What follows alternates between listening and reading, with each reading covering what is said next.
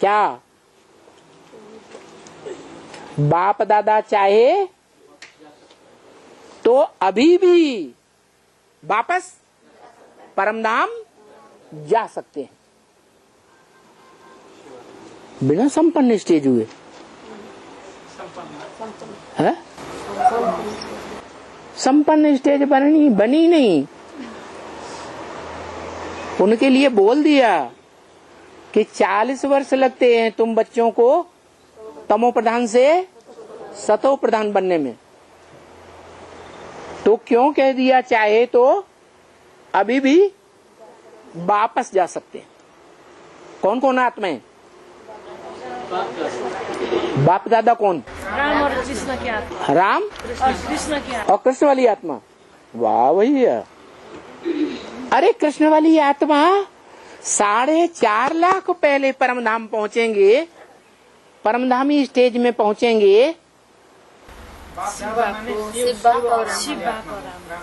हाँ, अरे पिछले साल की अव्यक्तवाणी में बता दिया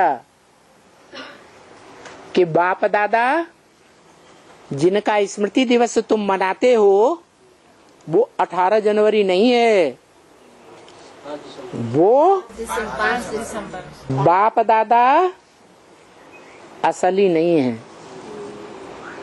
क्योंकि तुम देहभान में रहते हो, अपन को देह समझते हो, तो देहधारी को तुमने बाप माना और देहधारी से जो बच्चा पैदा हुआ उसको तुमने पहला पत्ता दादा माना, बड़ा बच्चा। तो जिन्होंने माना बाप दादा रामकृष्ण को, वो देह की भान में स्थित हैं या आत्माभिमान में स्थित हैं? देह भान में स्थित होकर के बोलते हैं बाप दादा रामकृष्ण की आत्माओं को। नहीं तो वास्तव में अगर आत्माभिमानी बने हैं तो 500-700 करोड़ मनुष्य आत्माएं आपस में भाई भाई, और उनका बड़ा भाई कौन? राम वाली आत्मा, जो बोला राम बाप को कहा जाता है, कृष्ण बच्चे को कहा जाता है। तो वो राम वाली आत्मा जो है वो दादा है या बाप है? दादा। क्या है? क्या है? दादा। दादा है। बाप दादा दोनों है। राम वाली आत्मा दादा है। क्या है? दादा है? दादा है। दादा है। दादा देह से देखने से वो बाबा है, आत्मा से देखने से वो दादा है। अरे देह को तुम देखते हो तो तुम देह अभिमानी सांड है, हम हो गए फिर देखने वाले। बाप दादा देह के हिसाब से देखे तो राम की फिर देह हिसाब, अरे वो हिसाब पैदा ही क्यों करते हो? आत्मा के हिसाब से तो बाप दादा बोलने से तो शिव और राम का ही आत्मा है। माना दोनों हिसाब लगाते हैं, दोनों हिसाब लगाना जरूरी है, है? जरूरी है? नहीं है। बोला ना, बाप राम को कहा जाता है, बाप बाप को कहा जाता है और दादा बड़े भाई को कहा जाता है। तो कौन हुआ दादा?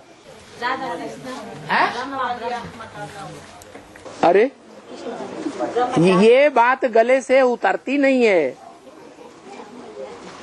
अभी तक इतने साल हो गए, 69 18 जनवरी से लेकर के अभी तक,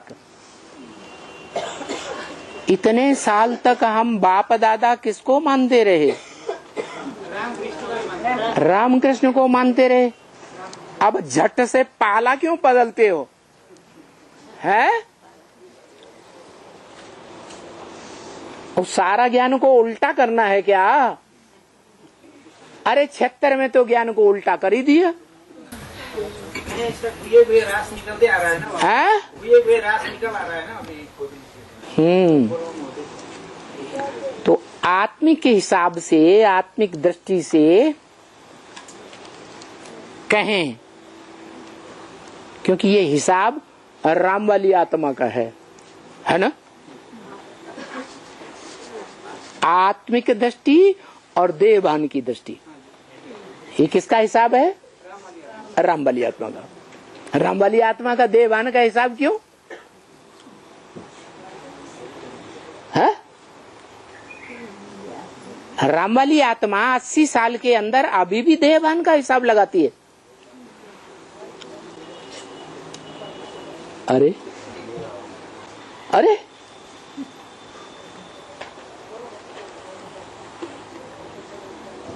लंबे समय तक देवभान का ही हिसाब लगाता रहेगा कोई आत्मा, तो अंत समय में कौन सा भान धारण करेगा?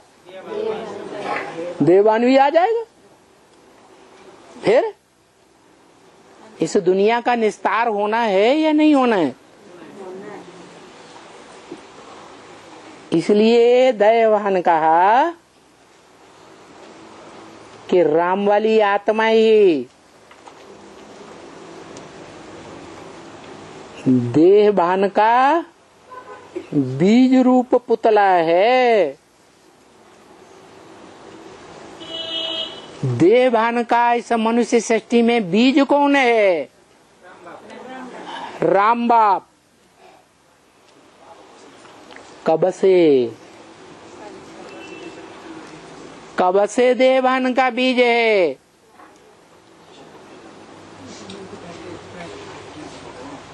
अरे कोई टाइम है कि नहीं? 66 से देवभान का बीज है? उससे पहले देवभान का बीज नहीं था? सृष्टि के आदि में भी था वो। सृष्टि के आदि में भी था। अगर बीज न होता तो धोबी घाट की बात को लेकर के इतना जो बवंडर हुआ, उस बवंडर में वो आत्मा फेलियर की लिस्ट में गिनी जाती या उस बवंडर में भी पास हो जाती?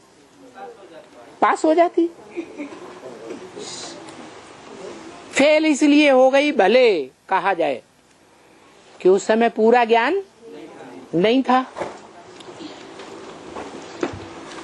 अच्छा, उससे पहले सन 36 से पहले ज्ञान था क्या? वो देवभान का बीज नहीं थे? कब से थी फिर?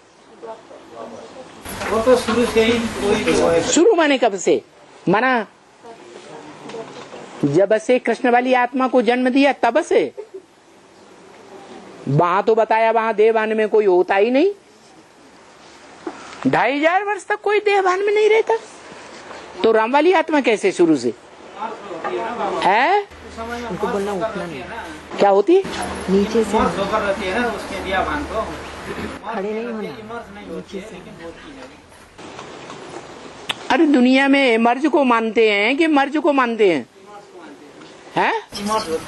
हाँ, तो देवभान कब से इमर्ज हुआ? हाँ, अभी ठिकाने पे आए। मुसलमान लोग भी मानते हैं, क्रिश्चियंस भी इस बात को मानते हैं कि अल्लाह मियाँ ने जब हेवन स्थापन किया, जन्नत बनाई, तो एडम ईव को ताकीद किया कि बॉडी के बीच का फल नहीं खाना।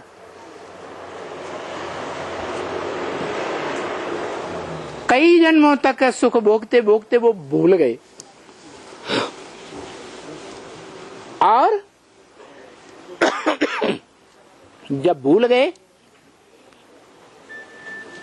तो देवभान में लाने की पहल किसने की है? जोर से बोलो ना। ईव ने की। क्या? जो अब तक भी मुरलियों में गायन आ रहा है। क्या गायन आ रहा है?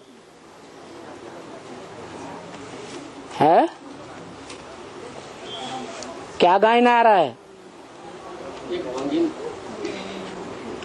अरे छोड़ भी दे आकाश सिंहासन, आत्मिक स्थिति का, इस धरती पर आ जा रहे।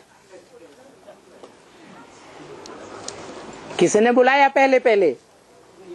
है? ईव ने बुलाया। माता ने बुलाया,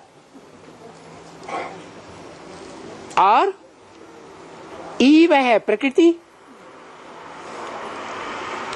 और बाप है प्रकृतिपति,